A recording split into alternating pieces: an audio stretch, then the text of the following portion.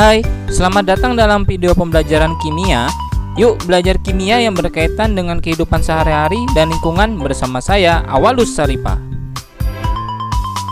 Berikut kompetensi dasar dalam materi yang akan kita bahas pada kesempatan kali ini.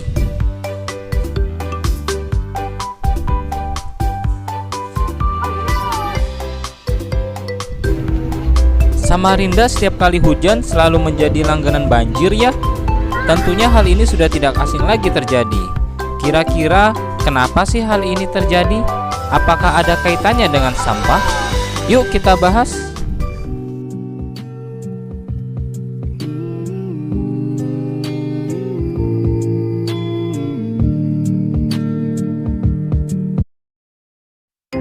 Siapa yang tidak kenal plastik?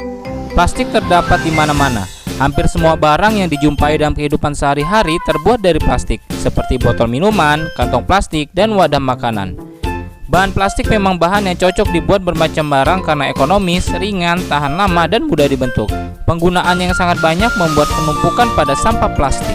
Penggunaan plastik semakin meningkat, kerja industri semakin maju, dan jumlah manusia semakin banyak, sehingga jika tidak diimbangi dengan pengolahan yang baik, maka penumpukan plastik tidak dapat dihindari. Sampah plastik merupakan permasalahan lingkungan hidup yang dihadapi oleh masyarakat Indonesia dan dunia. Kota-kota di dunia menghasilkan sampah plastik hingga 1,3 miliar ton setiap tahun. Menurut perkiraan Bank Dunia, jumlah ini akan terus bertambah hingga 2,2 miliar ton pada tahun 2025. Yuk kita bahas bahaya sampah plastik. Plastik memerlukan waktu yang sangat lama untuk terurai, sehingga sampah plastik yang tersebar di mana-mana menimbulkan masalah bagi lingkungan dan makhluk hidup. Pertama, pencemaran air. Tanah, bahan kimia berbahaya dari sampah plastik dapat masuk ke dalam tanah dan air. Zat ini dapat masuk ke dalam tubuh manusia melewati sumber air tanah yang digunakan untuk kebutuhan sehari-hari seperti minum dan memasak. Plastik yang dibakar dapat menghasilkan gas beracun, sehingga dapat menimbulkan masalah pernapasan. Plastik dapat berubah menjadi mikroplastik jika terpapar sinar ultraviolet, panas, mikroba, dan gejala fisik. Karena ukurannya yang sangat kecil sehingga dapat termakan oleh ikan-ikan di perairan dan masuk ke rantai makanan. Mikroplastik tidak dapat dicerna sehingga sebagian besar akan keluar bersama feses. Namun karena jumlahnya sangat tinggi, mikroplastik sangat mungkin menumpuk pada organ tubuh sehingga berpotensi menyebabkan penyakit, mulai dari gangguan sistem saraf sampai meningkatkan risiko kanker. Ternyata sampah plastik berbahaya ya. Nah, oleh karena itu kita belajar yuk tentang plastik. Plastik termasuk ke dalam jenis polimer. Nah, apa itu polimer? Polimer adalah suatu molekul raksasa atau makromolekul yang terbentuk dari susunan ulang molekul kecil yang terkait melalui ikatan kimia disebut polimer. Poli sama dengan banyak, mer sama dengan bagian.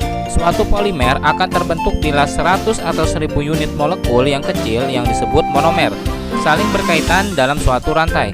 Jenis-jenis monomer yang saling berkaitan membentuk suatu polimer terkadang sama atau berbeda. Sifat-sifat polimer berbeda dari monomer-monomer yang menyusunnya. Plastik sebagai salah satu jenis polimer juga terbentuk dari susunan berulang monomernya. Biasanya senyawa pembangunnya berupa senyawa hidrokarbon, contohnya polietilen terbentuk dari monomer etilen.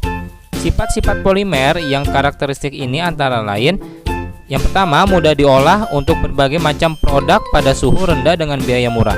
Yang kedua, ringan, maksudnya rasio bobot atau volumenya kecil. Yang ketiga, tahan korosi dan kerusakan terhadap lingkungan yang agresif. Yang keempat, bersifat isolator yang baik terhadap panas dan listrik. Yang kelima, berguna untuk bahan komponen khusus karena sifatnya yang elastis dan plastis. Yang ketujuh, berat molekulnya besar sehingga kestabilan dimensinya tinggi. Plastik dapat digolongkan ke dalam sifat fisiknya. Yang pertama adalah termoplastik, merupakan jenis plastik yang bisa didaur ulang atau dicetak lagi dengan proses pemanasan ulang. Contohnya adalah polietilen atau PE, polisterin atau PS, ABS atau polikarbonat atau PC. Kedua adalah termoset. Termoset merupakan jenis plastik yang tidak bisa didaur ulang atau dicetak lagi. Pemanasan ulang akan menyebabkan kerusakan molekul-molekulnya. Contohnya resin epoksi, bakelit, resin melamin, urea formaldehida. Yuk kita mengenal jenis-jenis plastik dan simbolnya. PET merupakan fiber bebas kerut. PET sebagian besar digunakan untuk keperluan kemasan makanan dan minuman karena kemampuannya yang kuat untuk mencegah oksigen masuk dan merusak produk di dalamnya. Jenis plastik PET juga membantu menjaga agar karbon dioksida dalam minuman berkarbonasi tidak keluar. Jenis plastik PET biasanya bisa Anda temukan dan digunakan pada botol air mineral, botol soda, botol minyak sayur, dan tempat plastik lainnya. HDPE cukup spesial dari jenis plastik lainnya karena ia memiliki rantai polimer tunggal yang membuatnya sangat padat. Oleh karenanya, HDPE diketahui lebih kuat dan lebih tebal daripada PET. HDPE umumnya digunakan sebagai botol sampo, botol obat, botol deterjen, botol pemutih, botol susu yang berkemasan putih pucat, tempat mentega, tempat yogurt, tempat sampo, tempat sabun, dan sejenisnya.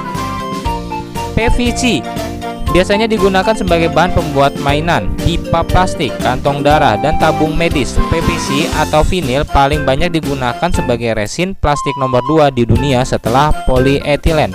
Dalam hal toksisitas atau tingkat racunnya, PVC dianggap sebagai jenis plastik yang paling berbahaya. Polyethylenes adalah jenis plastik yang paling banyak digunakan di dunia. Jenis plastik ini memiliki struktur kimia polimer plastik paling sederhana, sehingga sangat mudah dan sangat murah untuk diproses. LDPE sebagian besar digunakan untuk tas plastik belanjaan, tong sampah, kantong dry cleaning, kantong makanan beku, pelapis untuk karton susu kertas, cangkir minuman, dan penutup kawat, serta kabel. Jenis plastik ini memiliki fleksibilitas yang tinggi dan daya tahan yang lama. Jenis plastik ini lebih kaku dan lebih tahan panas, sehingga PP banyak digunakan untuk wadah makanan panas. PP adalah pilihan bahan plastik yang paling aman untuk wadah makanan dan minuman, serta dapat digunakan berkali-kali karena sifatnya yang tahan lama. Jenis plastik PP banyak digunakan sebagai tempat makan, tutup botol, sedotan, botol saus, rompi termal, suku cadang mobil. Polistirene adalah jenis plastik yang biasa digunakan untuk styrofoam wadah makanan, karton telur, gelas, dan mangkuk sekali pakai, dan helm sepeda. Stirene bisa juga didapatkan dari asap rokok, asap kendaraan, dan bahan konstruksi gedung. Ketika terpapar dengan makanan panas dan berminyak, PS dapat melepaskan stirene yang dianggap sebagai racun otak dan sistem saraf, dapat mempengaruhi gen, paru-paru, hati, sistem kekebalan tubuh, menggunakan hormon estrogen yang berakibat pada masalah reproduksi. PS juga memiliki tingkat daur ulang yang rendah. Nah, setelah kita tahu bahaya plastik, jenis-jenis plastik, sifat plastik, bagaimana nih harusnya sikap kita terhadap lingkungan? Apakah kita akan membiarkan sampah plastik terus menumpuk? Tentu tidak ya. Yuk sama-sama kita jaga lingkungan demi kelangsungan hidup di masa mendatang. Sampai jumpa. Thanks.